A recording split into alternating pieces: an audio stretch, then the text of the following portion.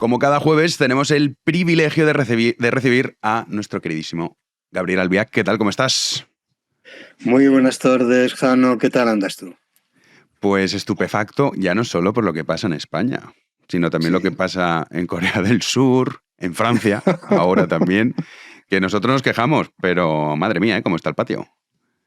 Sí, en realidad, en lo que concierne a Francia, que es de algún modo lo que más directamente nos afecta, yo en este caso de lo que no hablaría es de estupefacción, es decir, ha sucedido lo absolutamente previsible.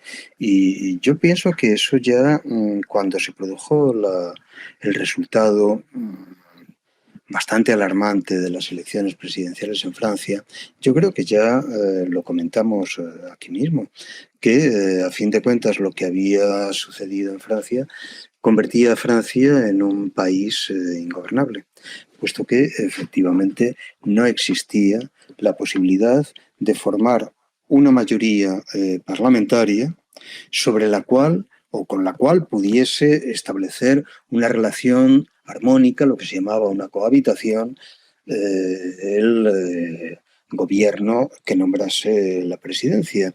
En aquel momento, recordarás que Mélenchon, que es un desbarrante, el límite de lo delirante, verdaderamente, al frente de la coalición de las izquierdas francesas, y lo digo realmente con tristeza y un poco con vergüenza, porque la izquierda francesa ha sido otra cosa. Hace 20 o 30 años un personaje como Mélenchon en el ámbito de la izquierda francesa sería considerado bueno para habitar tranquilamente en el manicomio o en una residencia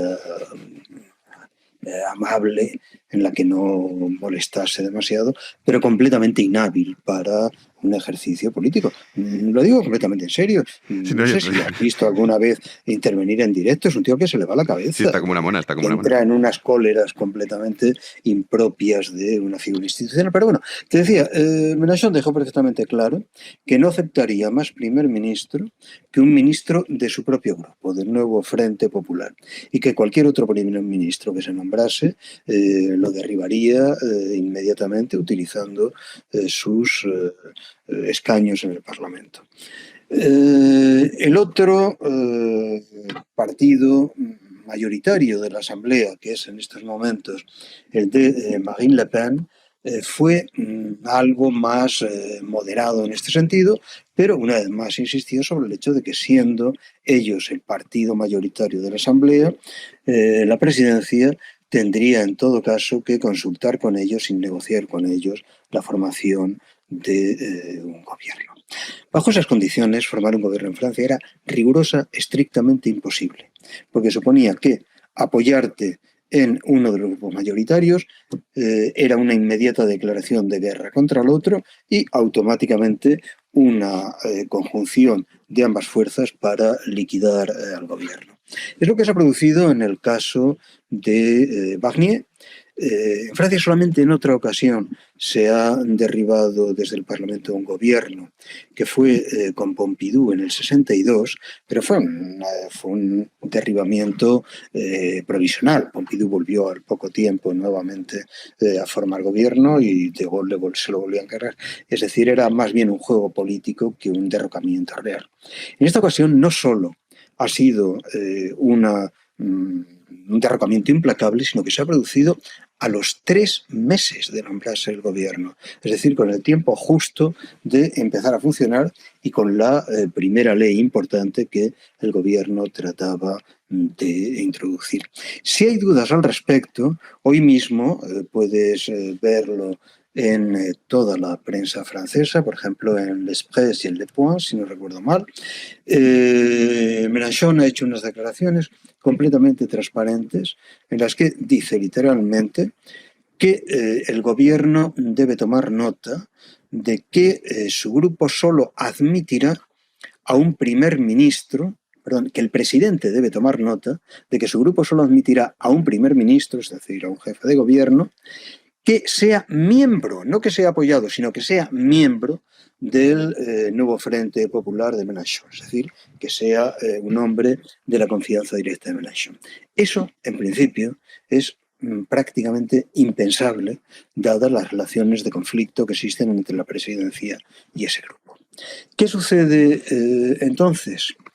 Naturalmente que lo primero que a uno se le podría ocurrir es, bueno, pues se disuelve el Parlamento y se pasa a unas nuevas elecciones parlamentarias para ver si la ciudadanía se da cuenta de que esta situación es imposible y se entra en una correlación administrable. Bueno, eso es legalmente imposible porque la legislación electoral francesa establece que no se pueden repetir elecciones legislativas en un plazo menor de un año. Teniendo en cuenta que las últimas legislativas fueron en el último verano, se supone que hasta junio-julio del año que viene el Parlamento actual es inamovible. Segunda opción que se le ocurre a cualquiera espontáneamente. Bueno, pues en ese caso quizá lo más razonable fuera que el propio presidente de la República presentase su renuncia y se pasase a unas elecciones presidenciales, que es lo que también algunas fuerzas políticas han sugerido en Francia. Pero es una propuesta absurda, completamente absurda, porque cambiar de presidente de la República en estos momentos no cambiaría absolutamente nada. Supongamos que se hiciesen unas presidenciales. Todos los sondeos dan como ganadora casi al 80% de seguridad a Marine Le Pen, pero daba igual que fuese otro, daría exactamente igual. El problema es que el nuevo presidente se encontraría en la misma situación de enfrentamiento con el Parlamento, con la Asamblea Nacional, y de imposibilidad de conciliarlo. Es decir, lo que asistimos es a un callejón sin salida completo que tiene necesariamente que durar hasta el verano próximo. Ahora bien, tú te das cuenta de lo que es tener a un país de la entidad de Francia y sobre todo a uno de los dos ejes sobre los cuales reposa la Unidad Europea. La Unión Europea, no nos engañemos, es y ha sido siempre el eje París-Berlín. Nos damos cuenta de lo que supone tener durante 6 o 7 meses a París paralizado, tener durante 6 o 7 meses el sistema político francés bloqueado, pues sencillamente es algo que no solo es catastrófico para Francia, es generar un problema complejísimo para toda la Unión Europea, tanto más cuanto que las cercanísimas elecciones en la República Federal Alemana parecen anunciar cualquier cosa menos una estabilización. Y si ya en Francia las fuerzas, ¿cómo decir?, contrarias a las políticas migratorias desarrolladas por Merkel son en estos momentos mayoritarias, lo que va a suceder en Alemania es con casi total seguridad un reflejo de lo mismo. Ante esa situación de callejón sin salida, Jano, yo creo que valdría la pena preguntarse si es lo que, si hoy lees la prensa francesa, encuentras en toda la prensa francesa, es cómo se ha podido llegar a esa situación. Las reformas que hubiera sido necesario hacer, sobre todo en el ámbito de la ley electoral, no se habían hecho. Y Mélenchon trata de tomar la iniciativa adelantando las parlamentarias, pensando que así podría echar todo su peso, toda su influencia sobre las parlamentarias y conseguir un parlamento más propicio, y lo que consigue es exactamente lo contrario. Lo que consigue es un parlamento que en estos momentos está dividido en 3 grandes bloques más otra serie de pequeños fragmentos por ahí sueltos, entre los cuales no hay posibilidad ninguna de composición mayoritaria. ¿Qué puede hacer ahora la presidencia francesa? Pues muy poco. Tras el anuncio de Mélenchon de que sea quien sea el político que sea nombrado para la jefatura del gobierno, si no es del nuevo Frente Popular, será objeto de moción de censura por parte del Frente Popular. Y la imposibilidad de Macron de llegar a un acuerdo dialogado con el otro grupo, con el grupo de Marine Le Pen, sume a Francia en una parálisis institucional que como mínimo llegará hasta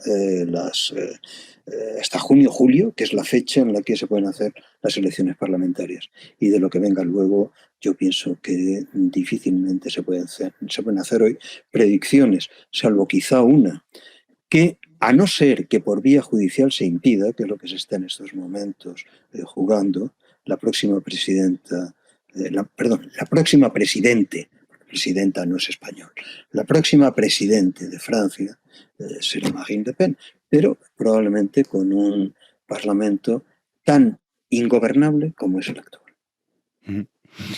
Bueno, pues veremos qué pasa, Gabriel, porque desde luego que es una situación inédita, porque comentabas que sí, no es la primera vez que ocurre, pero con un parlamento, una asamblea tan fragmentada, esto sí que no... Es la primera vez que ocurre, porque, insisto, el caso del 62 de Pompidou no puede ser contabilizado, porque eso fue una maniobra política, sin más. Sí, Pompidou salió del gobierno para poder volver a nombrarlo, sencillamente. Realmente, una destitución real de primer ministro por parte del Parlamento no se había producido jamás en Francia, y además con ese agravante, 3 meses y la primera ley que intenta aprobar. Sí, sí. Y una pregunta, Gabriel, porque también en la prensa sale mucho, ¿no? Macron tiene que formar un gobierno tecnócrata, pero a ver, primero, ¿quién se va a prestar? Como tú has comentado, teniendo la situación que hay en la Asamblea, ¿quién va a decir, no, yo, para que luego dure un segundo? Vamos a ver, el político que acepte ahora mismo en Francia ser primer ministro tiene una vocación de mártir verdaderamente loable. Porque claro, cuando ya uno de los partidos mayoritarios ha dicho que lo va a tumbar, sin más, que es lo que ha dicho Mélenchon, todo aquel que no sea de mi partido, lo primero que haremos será presentar una moción de censura.